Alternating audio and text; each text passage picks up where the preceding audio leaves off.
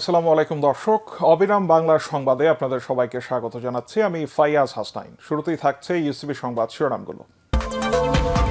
কিছুক্ষণের মধ্যে শুরু হচ্ছে বিএনপির জাতীয় নির্বাহী কমিটির সভা। সভাপতিত্ব করবেন খালেদা জিয়া।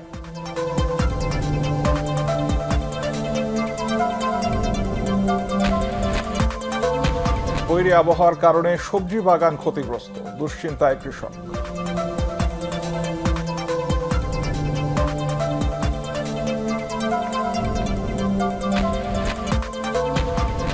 চাঁদপুরে অর্ধ শতাধিক প্লাবন ভূমিতে মাছ চাষ, স্বাবলম্বী অনেক বেকার যুবক।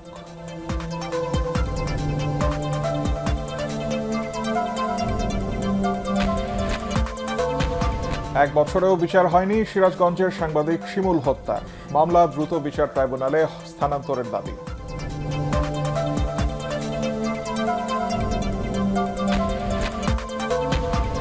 এবং চট্টগ্রাম টেস্টের চতুর্থ দিনে বাংলাদেশের চেয়ে এগিয়ে গেল শ্রীলঙ্কা।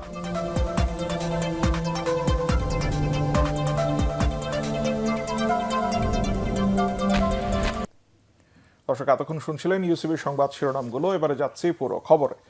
কিছু